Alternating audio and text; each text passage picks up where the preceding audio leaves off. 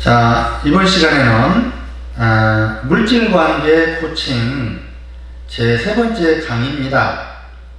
본문의 말씀은 고린도전서 2장 11절과 16절 말씀입니다. 오늘 그 강의 제목은 두 종류의 사람과 물질관계라.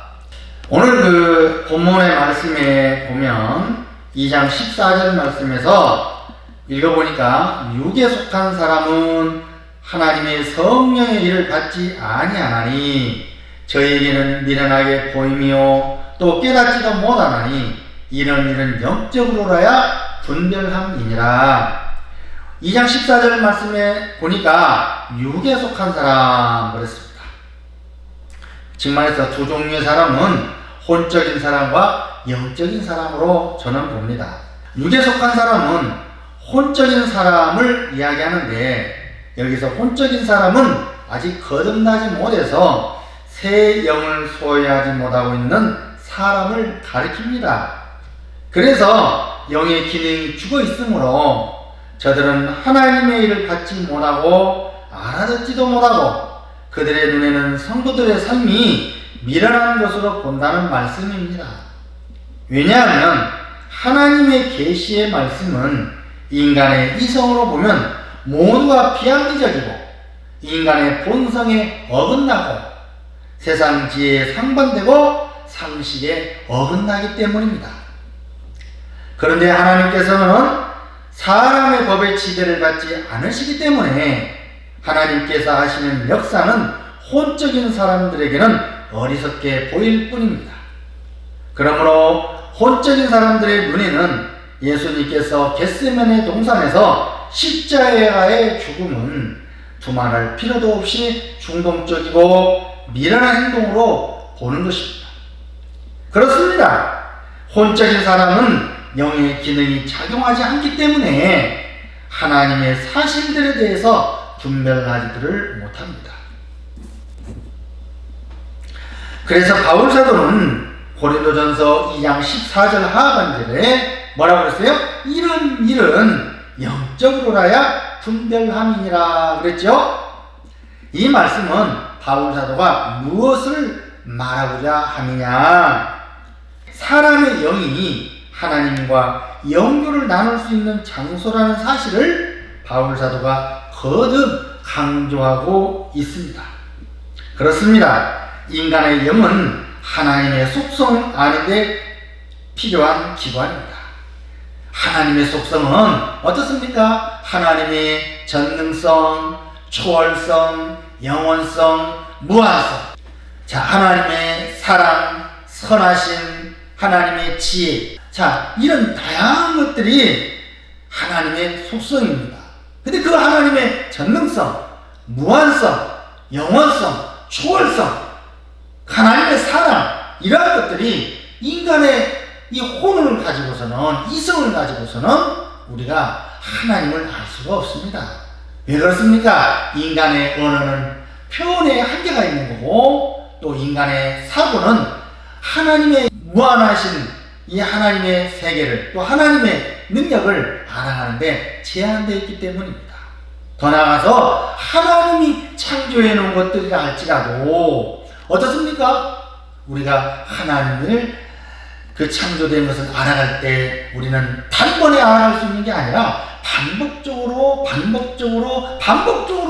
학습하고 공부해서 그 지식을 습득합니다.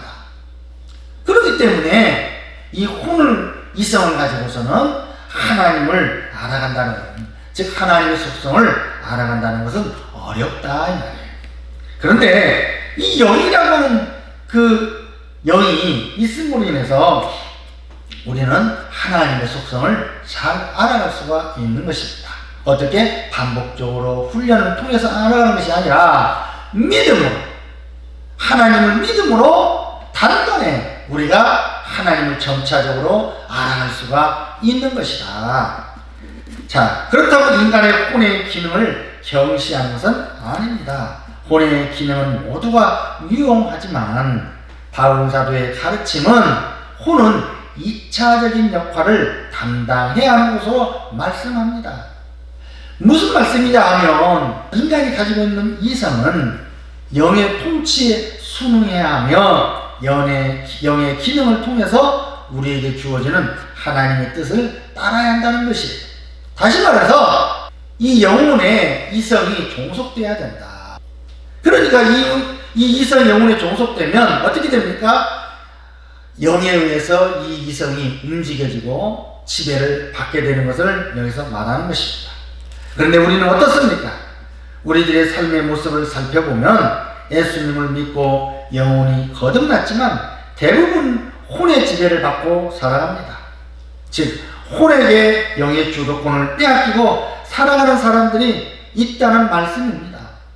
그렇다면 이렇게 혼의 지배를 받으며 살아가는 사람들의 특징에는 무엇이 있을까요?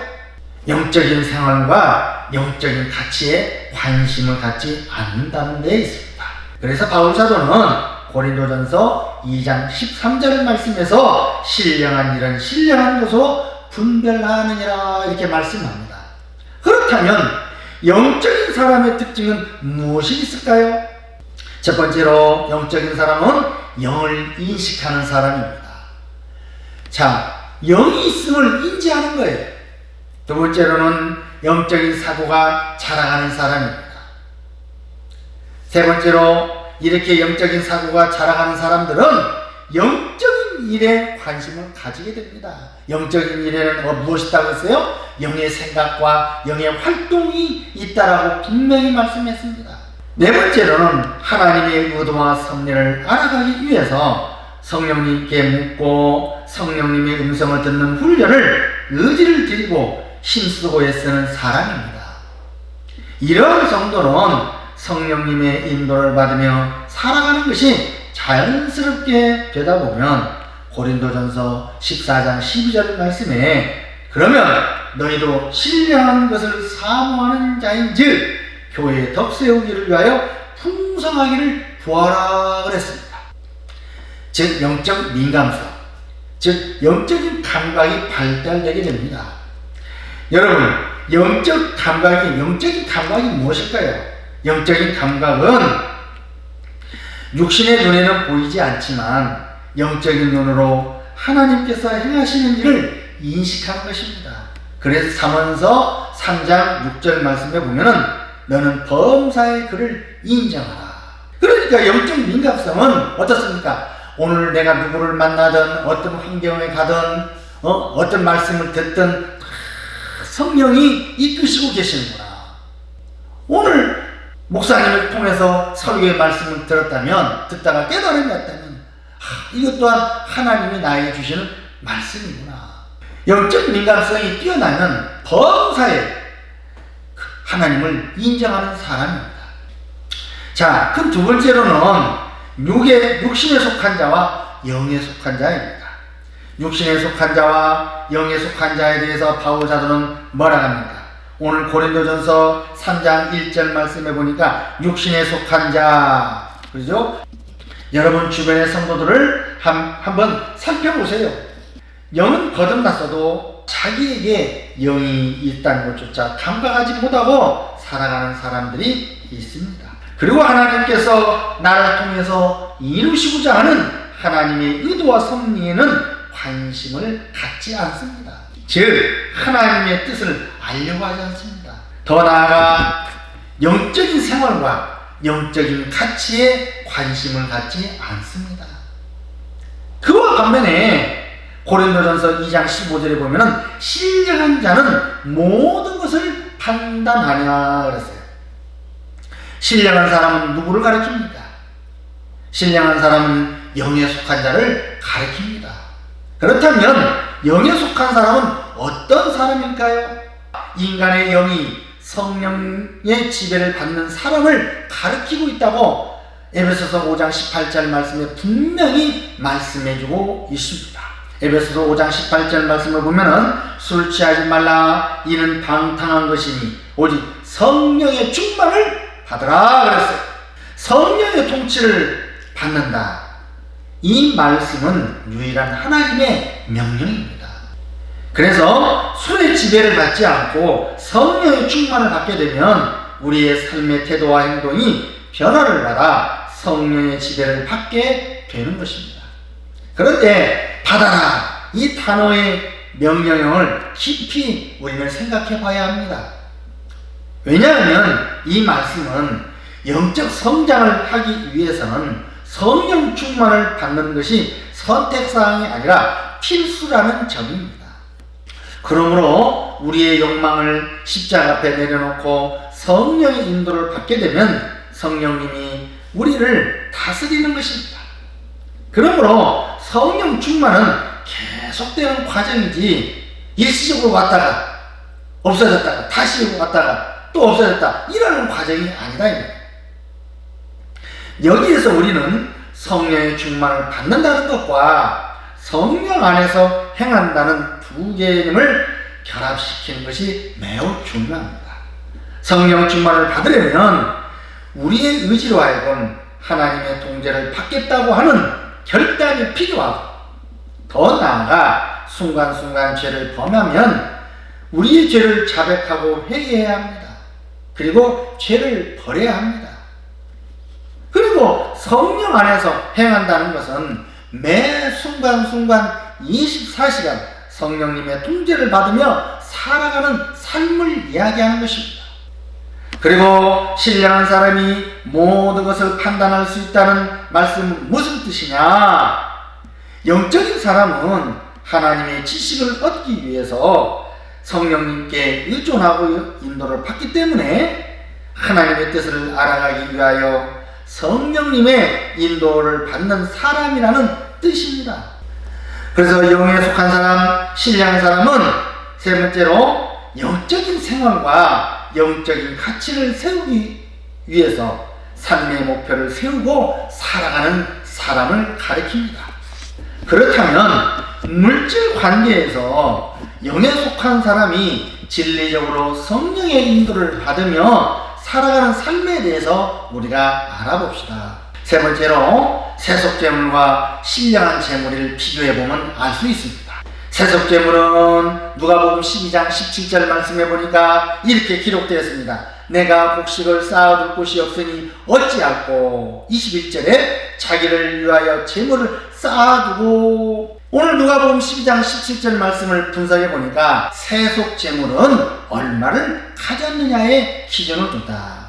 그와 반면에 신령한 재물의 특징은 고린도후서 8장 2절 말씀해 보니까 환난의 많은 시련 가운데서 저희 넘치는 극한 가난이 저희로 풍성한 연보를 넘치도록 하게 하였느니라. 신령한 재물의 특징은 하나님을 위해서 얼마를 바쳤느냐.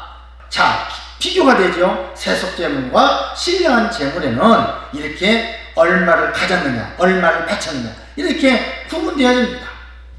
더 나아가 세속재물은 물질의 주체가 누가복음 12장 13절 보니까 무리 중에 한 사람이 이르되 선생님 내 형을 명하여 위협을 나와 나누게 하소서 하니 그랬습니다. 주체가 누구예요? 한 사람, 나예요. 그런데 많아요. 신령한 재물의 특징은 주체가 로마서 11장 36절 말씀해 보니까 이는 만물이 주에게서 나오고 주로 말미암아 주께로 돌아갑니다. 신령한 재물은 물질의 주체가 하나님이시다라고 우리는 시인하는 겁니다. 그래서 레위기서 9장 18절 말씀해 보니까 이웃사랑이를 내 몸과 같이 알아. 나는 여호와니라. 이웃 사람들의 부족을 채워주는 걸 위해서 기도하고 힘쓰고 애쓰는 것입니다. 세 번째로는 세속재물은 돈을 버는 목적이 어디에 있느냐? 개인의 행복과 욕망을 채우기 위하여 물질을 버는 데 목적을 둡니다. 그래서 디모데전서 6장 9절과 10절 말씀해 보니까 뭐예요? 만족이 없다는 거예요. 기준이 없기 때문에 개인의 행복과 욕망을 채우기 위해서 열심히 일을 하지만 만족이 없다. 세속재물은 자신의 욕망의 만족을 채우기 위해서 그들의 삶의 과정을 무시합니다. 그리고 결과만을 중요시합니다. 그렇다면 이제는 영적인 사람들의 관심은 무엇이 있을까? 첫 번째로 하나님 나라의 건설에 있다는 거예요. 하나님을 믿는 믿음의 사람들은 물질을 사용하는 데 있어서 무엇을 먼저 구하느냐? 누가복음 12장 31절 그의 나라를 구하라. 하나님 나라의 건설을 위해서 기도하는 사람입니다. 그리고 사도행전 1장 8절 말씀해 보니까 오직 성령이 너에게 임하시면 너희가 권능을 받고 예루살렘과 온 유다와 사마리아와 땅끝까지 이르러 내 증인이 되리라. 또한 야고보서 2장 15절과 17절 말씀을 보면은 궁핍한 이웃들을 적극적으로 돌보는 데 관심을 갖습니다. 두 번째로는 영적인 사람들은 어디에 관심을 가지느냐? 남는 삶에 대해서 관심을 가집니다. 하나님이 주신 물질을 가지고 가치관이 변화되지 않은 사람은 누가복음 12장 17절 말씀에 심중에 생각하여 가로되 내가 곡식 쌓아둘 곳이 없으니 어찌할꼬 그랬어요. 자신을 위하여 쌓아둡니다.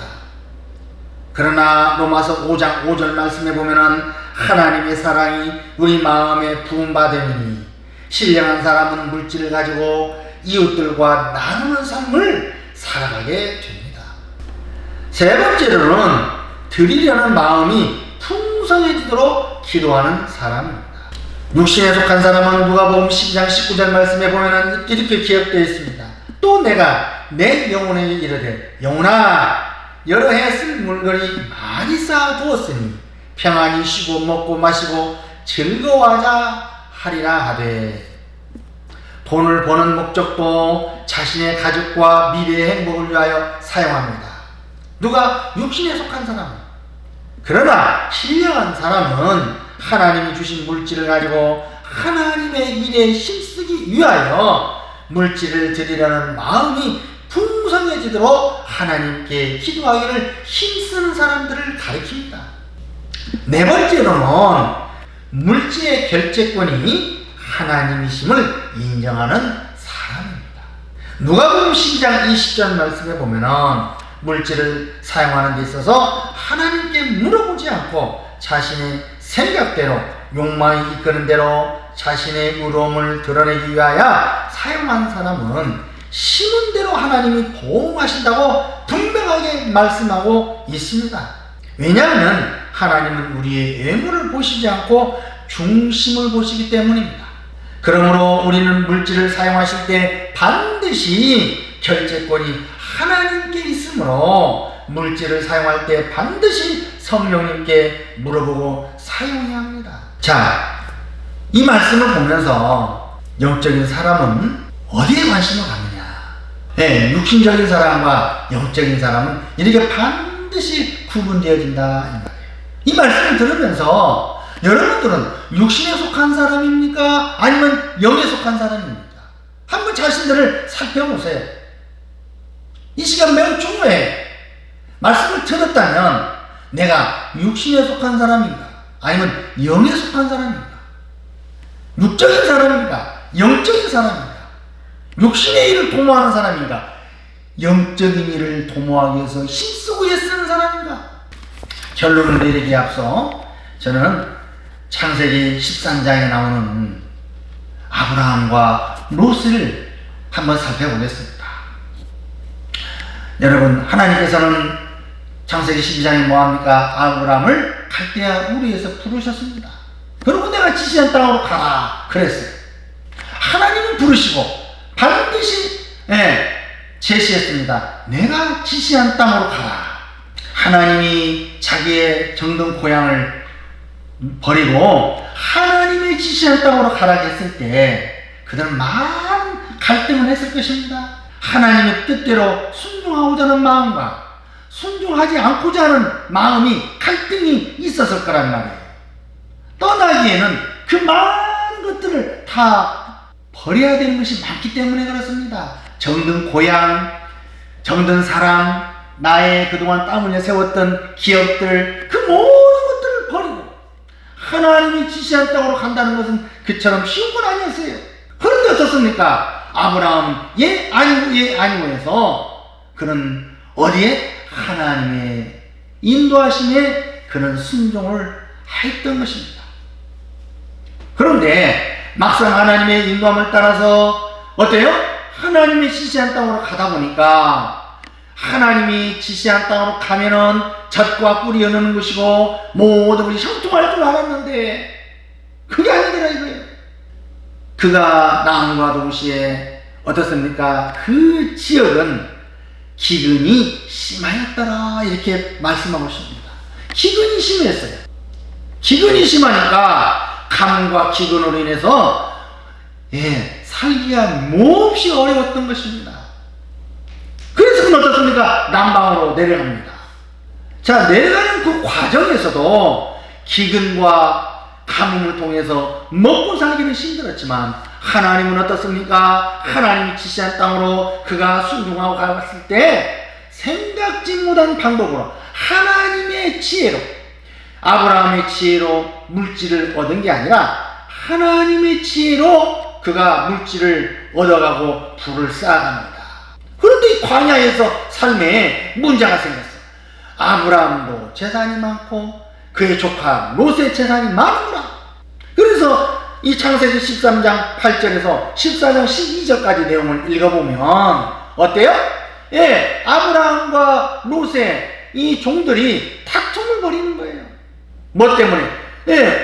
먹는 물 때문에. 그것도 재산, 이 양과 가축이 많다 보니까 그 짐승들을 먹여야 될 풀 때문에, 때로는 그것 때문에 어때요? 다툼이 생기고 분쟁이 생긴다 이 말이에요. 그래서 그들은 어떻습니까? 이러한 분쟁이 생기니까 이제는 그들이 이 분쟁을 해결하기 위해서 그들은 제안합니다. 같이 둘이서 계속해서 이 모든 것을 잘 협의하고 가나안 땅까지 갈 것인가? 아니면 각자의 길을 갈 것인가? 그랬을 때 아브라함은 무엇을 선택합니까? 하나님이 지시한 땅으로 가는 것을 선택합니다. 롯은 무엇합니까? 동쪽에 있는 소돔과 고모라를 향해서 선택합니다. 그것을 보니까 롯의 시각에서는 하나님이 지시한 땅으로 가려면 계속해서 기근과 가뭄과 싸워야 되고 척박한 곳을 가야 되고 미래가 불투명하다. 그러나 롯은 저 소돔과 고모라를 보니까 문화가 발달되어 있고 시장이 발달되어 있고 문명이 발달되어 있는 그러한 곳을 그는 선택했다 이 말이에요. 아브라함은 재물을 버렸을 때 하나님은 채워주셨어요. 자기가 그 모든 것을 버리고 어디요? 하나님 지시한 땅으로 갔을 때 하나님은 하나님의 방법으로 다 채워주셨지만 롯은 하나님의 방법을 버리고 자기 행복을 위하여 욕심을 가지고 뭘 선택했어요? 소돔을 택했을 때 그들의 삶은 어떤 결과가 왔습니까? 롯은 궁극적으로 하나님께서 소돔과 그 소돔 땅을 멸망시키실 때 거기에서 그 모든 것을 잃어버립니다. 롯의 아내까지도 잃게 된다 이 말이에요. 자, 오늘 이 말씀을 보면서 여러분 창세기 13장과 14장에 나오는 아브라함과 롯의 이야기를 한번 잘 살펴본다면 오늘 본문의 말씀이 제목이 뭐예요? 두 종류의 사람과 물질 관계, 혼에 속한 사람과 영적인 사람, 육신에 속한 자와 영에 속한 자. 아브라함과 롯의 비교를 한번 잘 분석해보면 여러분 많은 은혜와 또 여러분들에게 많은 깨달음과 함께 성령의 음성을 여러분들이 들으면서 오늘 이 본문 말씀 또 강연 말씀을 잘 들으시고 여러분들이 또 한 주간 동안 많은 훈련과 또 많은 기도를 하시고 돌아오시기를 다음 시간에 뵙기를 바랍니다.